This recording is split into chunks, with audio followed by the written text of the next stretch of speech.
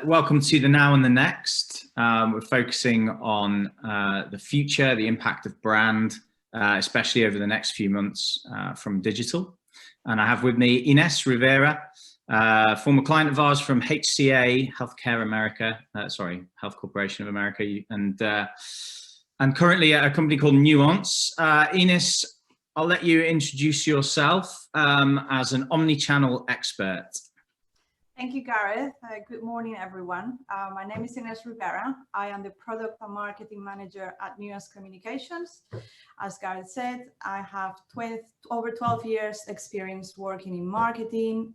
I would say I am a hybrid between digital and traditional marketing, digital being 80% to a technical level, such as coding, advertising, or analytics through omnichannel strategies. I would say about myself, I am passionate about healthcare, and I work across different verticals such as legal, financial services, public services, or education. Over to you, Gareth.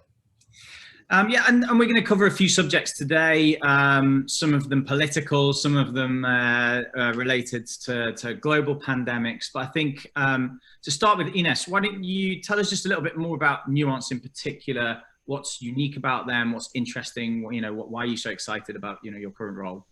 Sure. So Nuance Communications is a world leader in conversational artificial intelligence. That brings intelligence per se again to everyday work and life. We work with thousands of organizations globally across healthcare, financial services, the legal sector, big telecommunications companies, public services, and the broad spectrum of professional services, I would say. And to be honest, what we do is we help them give a better service to their customers. So we have a vast array of very powerful solutions across different type of software, and we help big, small, and medium companies to offer a better service to their clients. Fantastic. So one thing we wanted to talk a little bit about was the now. What does digital marketing look like? What are the priorities? Obviously, your role now is more B2B than perhaps the more B2C environment that perhaps you've worked in the past. And we've talked previously about how B2B is not necessarily playing catch up with B2C, but sees new opportunities that perhaps weren't as obvious to people whose focus was maybe trade shows and email marketing in the past. What do you think the now looks like in B2B? So I think the now it's very interesting, not only for B2B or B2C, for both. I think both of them have had to increase their efforts with regards to content strategy, which is great. I say this because at my early years at university, when I studied journalism, I realized that every piece of marketing would require content to some degree of persuasion. And now in 2020, in a world where face-to-face interaction is more limited, this is paramount. We are seeing as well, as you've probably seen as well at TIPi Group, an acceleration of digital transformation on a B2B level. As you mentioned before, we were more focused on events or on newsletters to some degree. And we are seeing other trends as well as social media that a few years ago started becoming a channel as a source of information or as a source of reliable and sometimes not reliable with fake news of information. We need to be careful. But we see a lot of changes across both sectors, B2B and B2C, and all related to digitalization. This means that now more than ever, messaging has to be consistent and current to the situation and the context that we're living. And how do you make sure that happens from your perspective, obviously as an in-house practitioner, maintaining a consistent message through interactions someone might have with your brand on social media, on search, within the website, in email follow-ups? What sort of systems and processes do you use to make sure of that? So as you know, we have different channels in digital that we use on a regular basis. So the first thing that we need to do is make sure that the core message is consistent. One of the things that are paramount is to understand the buyer persona, so we can see or predict their behavior and give them the content that they are expecting to read or the content that will be most useful. And then once you have that structure in your marketing strategy, then you need to recreate it across all the channels that you use. I would say with regards to both, even though they intersect the B2B and B2C market, they behave very differently from a different content approach to sales completion. For B2B tends to be a bit longer. And then consideration stages are different depending on B2B or B2C. So that also needs to be reflected in the content. But nonetheless, I would say a clear strategy from the very beginning that can replicate throughout every single channel. Fantastic. And obviously, again, from an in-house perspective, is that you've sort of touched on it, but the technical difference, I suppose, between a B2B lead coming through a website and a B2C one, what sort of challenges does that throw up? So in B2B, there's different stages. There's stages where the person that just comes to the website or to our social media channel and they don't know anything about us. They are not at a consideration stage. We also have another stage where people know a little bit about us. They've heard of what we do. And obviously we can create a content that's a bit more developed and less generic. And then we have a final stage where people already know what we do. They want our software, or they want to know what software do they need or what solution would work best for us. And on a B2C channel, I would say, or on a B2C environment, they behave on a more impulsive way. They are looking for quick, short, crisp and sweet messages that will actually help them. I would say it's an emotional shop rather than B2B. B2B, if you think about it, they are purchasing on behalf of a company, and in many cases we are talking about big volume of license or solutions. So they require very different messages, and inside each of one of them different information per the message, if it makes sense, at the different stage. Brilliant. And so do you, to what degree, I suppose, do you apply sort of a degree of attribution modeling to that? How do you work out what the value of some of those early stages were? So this is something that we have started doing at Nuance, actually. We have started personalizing our website depending on the customer. So if it's a returning customer, they would be seeing different content. If it's a new customer, they would see more generic, and I would say a back to basics, where we have all the information that's needed as soon as you approach us. And then once the customer has come on a repeated or on a few occasions, we already know that he knows what we provide. He knows he's interested in getting the solution potentially, and that's where they will be seeing a page where they will get in touch with our sales team or sales representatives. Fantastic. So yeah, we promised a pandemic section. Take us back to March. What was your experience at that point for Nuance? So before March, I would say it was pretty much business as usual. We were focusing for healthcare, for example, with HCA years ago. We were focusing on a purely acquisition model. We have some brand running as well, although it was on a smaller scale. And we were pretty much aggressive with regards to our marketing strategy. People were ready to book an appointment to go to the hospital for any specialty. And yeah, people were happy to not only go to the hospital for appointments, to attend events as well. So obviously, with the current situation, that has changed.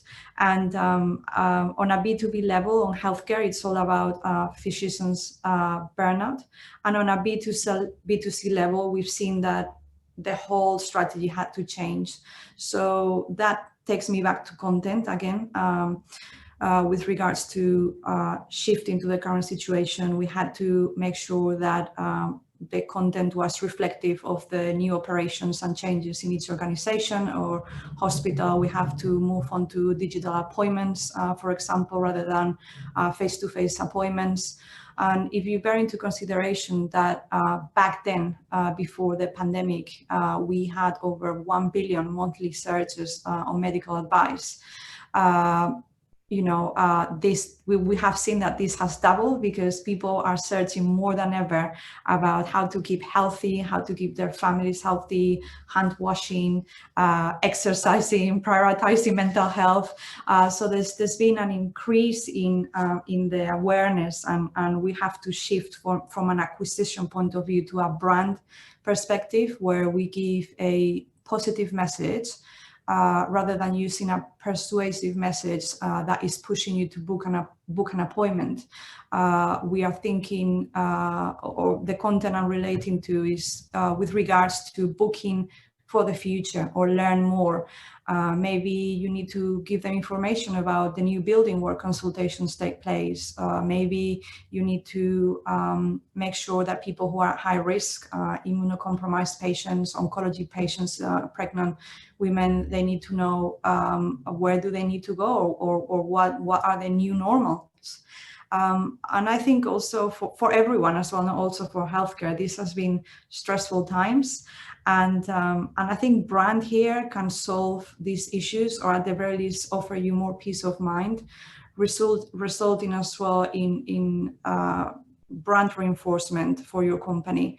So the more you address fears, concerns, the more you upload new content through most frequent questions and answers on your websites, which we see across the UK. Everyone is doing that.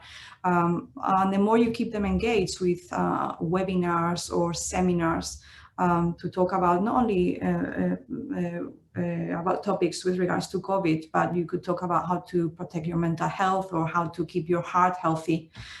We've been seeing on TV how Joe Wicks has been giving lessons to everyone. So it's about keeping a positive message that will keep us going, and also bear into considerations that physicians, doctors, any professional in healthcare is now more than ever or has an elevated esteem from all of us. So anything that comes from a thought leadership piece is going to be also more attractive. And the last two things I would say from healthcare as well that are worth bearing in mind are that geo-targeting is important. Sometimes we forget about it, and people are now more than ever looking to go to places that are near their work or their home, which is now the same place. So they are avoiding taking the tube, they are avoiding going long distances or waiting or going to waiting rooms for a long prolonged time. So geo-targeting would be interesting from a paid search environment, which we used to do at HCA with TIPi group actually, and had really good results. And finally, I would say going back to content again and again, I think the last survey I read I think it was on KPMG was saying that 80% of people prefer to get information from an article rather than an ad. And that brings me back to content again. The more information you have about the current situation, the better. Brilliant. So yeah, so we can obviously see from that the brand value of digital, and I suppose it's no surprise since the start of the pandemic that the major digital companies have seen quite large increases in their value and the amount of business that they're dealing with as everybody sat at home. with the internet in front of them from probably 8 a.m. through till right into the evening, working or not working. By the way, anyone on the call that wants to ask any questions, please feel free to do so. We'll either address them as we go through, or we'll come to them at the end. So yeah, you mentioned brand there, Inés. You mentioned content. That's obviously hugely important. Reassurance as the hard sell element, I suppose, of search into a website type user journeys has sort of taken a little bit of a step back. To what degree has that, or did you see an impact on, you know, your normal KPIs, your cost per acquisition, which tends to be how digital marketing is valued a lot of the time? Yeah, we've seen different trends and changes on a B2B level for the financial sector and also for legal services. We've seen that social media, for example, because we're operating on a B2B level, we would say, or we would thought that LinkedIn would be our preferred channel or our most successful channel, and we've seen that there's been a dip with regards to social media. It's being used perhaps for other purposes right now, but with regards to advertising, especially on certain campaigns, we've seen that maybe we would have to rethink or change our strategy, and we would have to look into other channels, not necessarily outside social media, but for example, on the B2B sector, we tend to dismiss Facebook or Instagram, and sometimes it could be very useful, especially for events registrations. So as a marketeer, we've had to be very careful and pay a close look every day to different changes, because all the channels have been behaving differently. So we've been having to look at the spend and the cost per our clicks, and we also had to readjust our ROI as well. So I think the key for us has been that we have been able to adapt. So at Nuance, as you said at the beginning, we have been embracing digital totally, because we couldn't do any face-to-face events or any face-to-face meetings. And I think this is what has given us good results. As a company, as a big company, we have adapted really quickly. And we have been able to work across different countries on EMEA or across the US and APAC. And I think this is one of the reasons why we've been so successful in 2020, because we have embraced digital and we have been paying lots of attention to the results, monitoring on a daily basis and reading the analytics so we could understand the behavior of our customers. Fantastic. Yeah, and I think a lot of people's experience of this year is that flexibility and adjusting has been the key to dealing with a lot of things.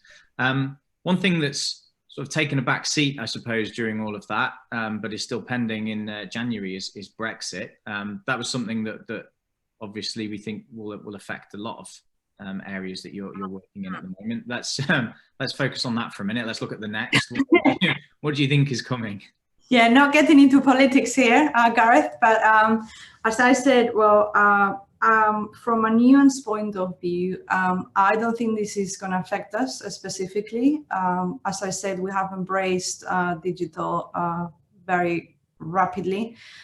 We have a good leadership team that is constantly giving us a positive reinforcement and is helping us to grow. So from a Nuance point of view, even though we're a large multinational company that operates across different continents, we are pretty much ready. However, our customers will definitely be affected by the new political changes, and I'm talking about the legal sector and the financial sector specifically. What we have been able to do is we have been working in advance ahead of the months, so we can be prepared to help our customers when they need it most. There's some customers in the financial sector that have already interacted with us and they are already preparing their strategy for the new year. We work, as you know, with big banks such as Barclays, HSBC.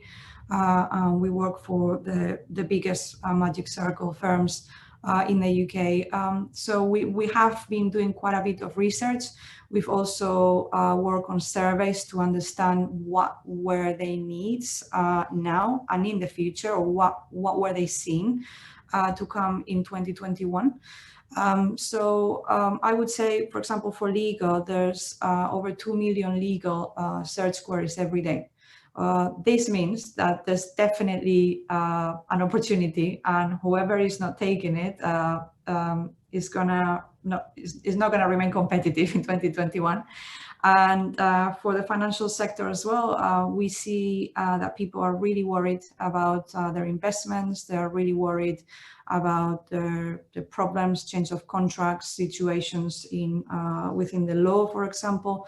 And we are trying to prepare to solve those issues ahead of time. So for the legal sector, for example, one of the things that we see is that they really worry about production.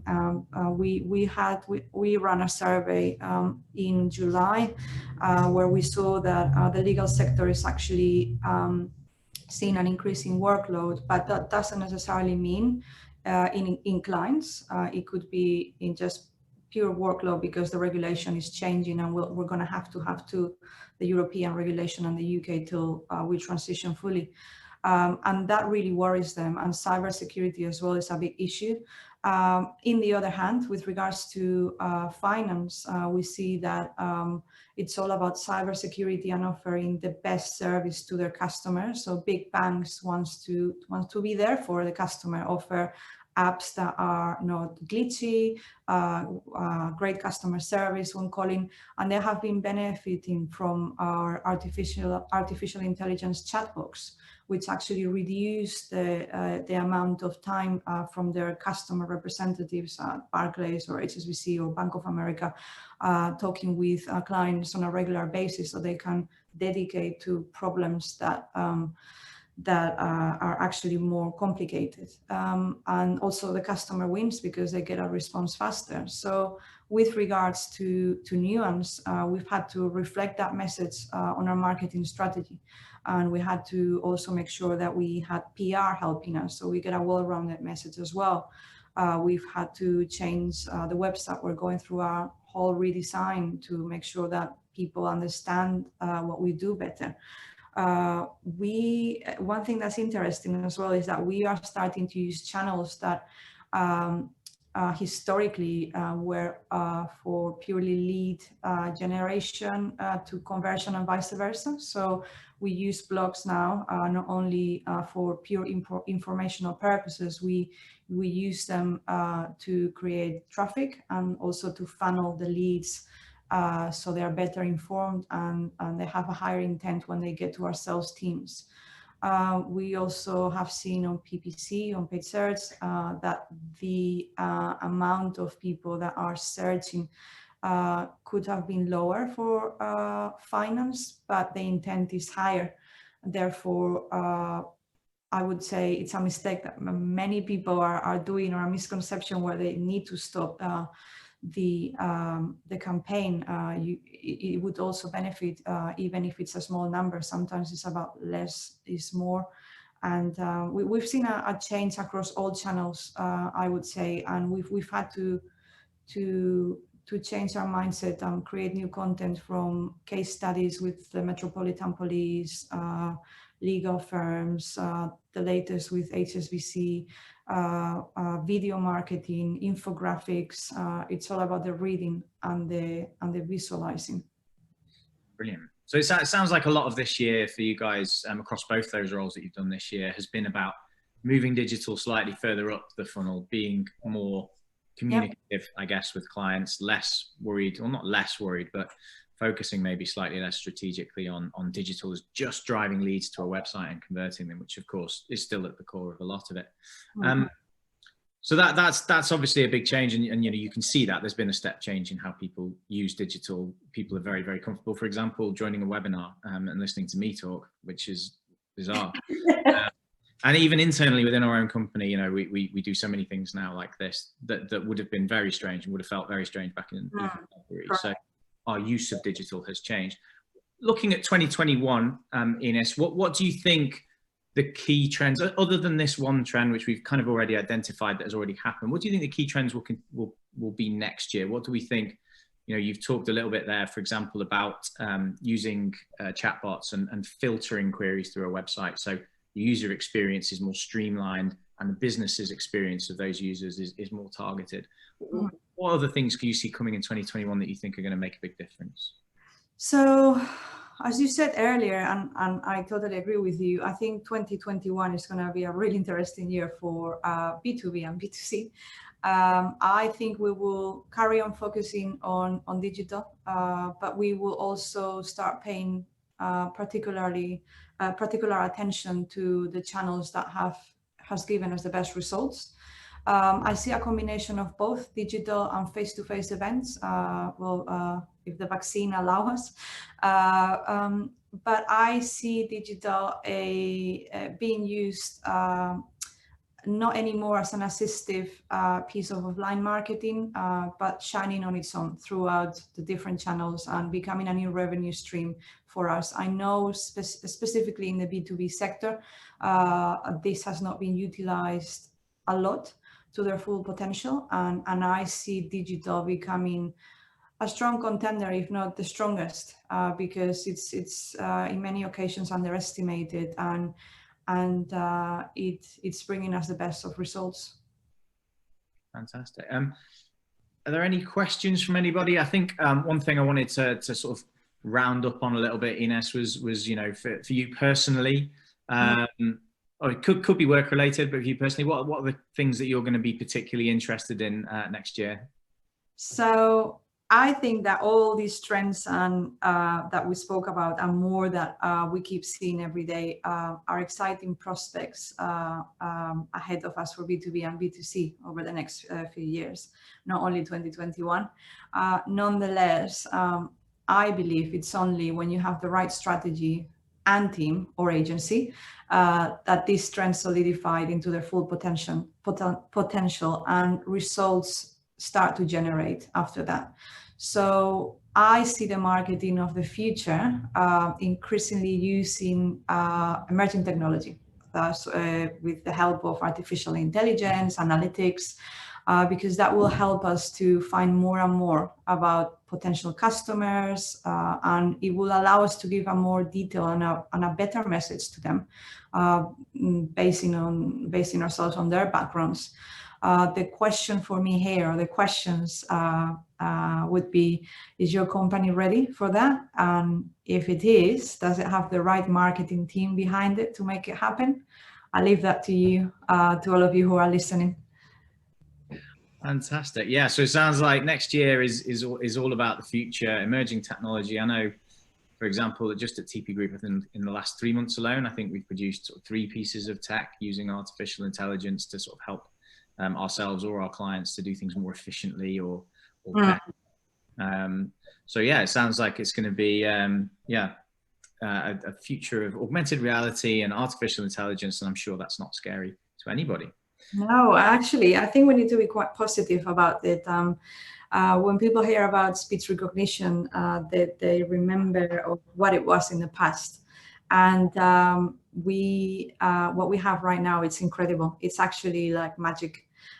So we just need to embrace it, because as I always say, if you don't do that, you become the machine and you're doing the work that a machine could be doing. So you could be doing something else. For our customers, would be dedicated to billable tasks. For us, could be maybe more family time. And that has been great. Oh, there are a couple of questions coming in, so let's have a quick look at some of those. Specific question on online events here, Inés, and I suppose that might also be applicable to me.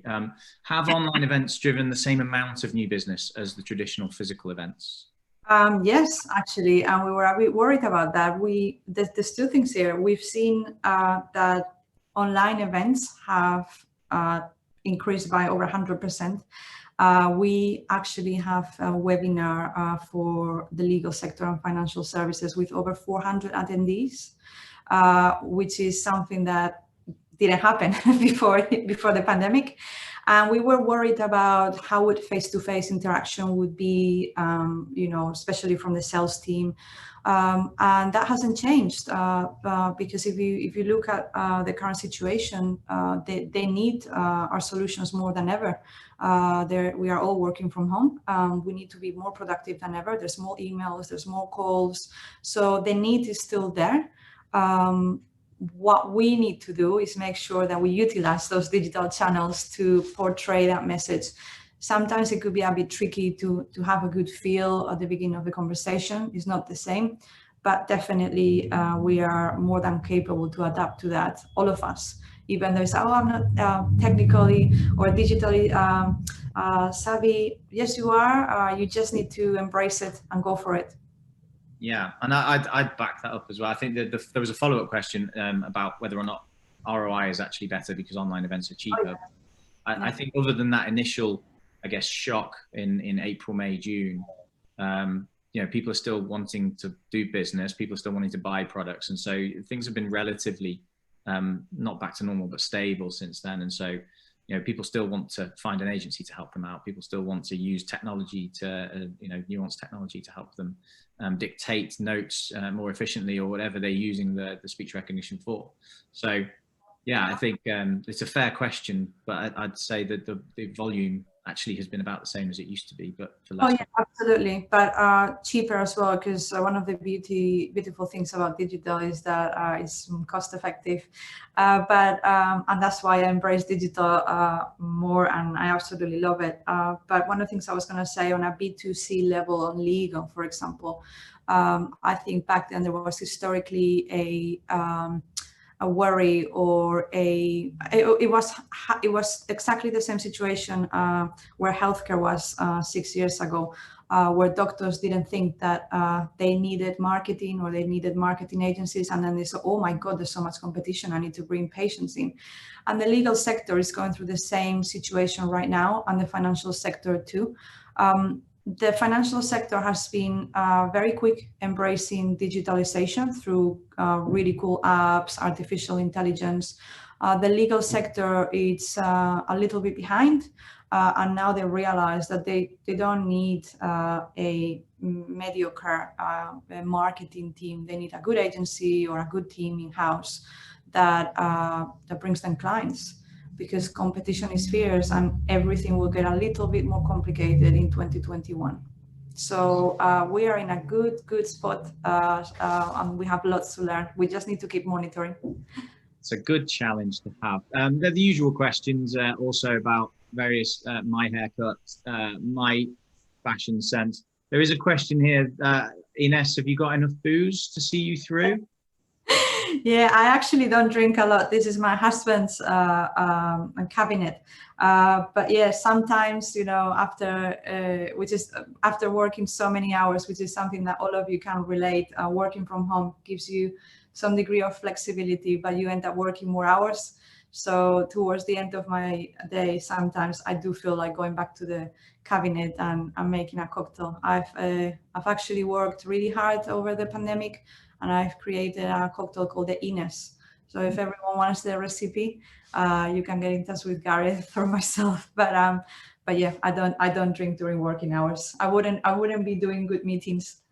That's very fair. All right, well, we'll send the recipe round after this. I think that's a good point to leave it. Thank you very much for your time, as always, Inés, and thank you, everybody. And yeah, any follow-up questions, obviously, we will be in contact with everyone via email. So have a good rest of your day. I'll catch you soon. Bye, everyone.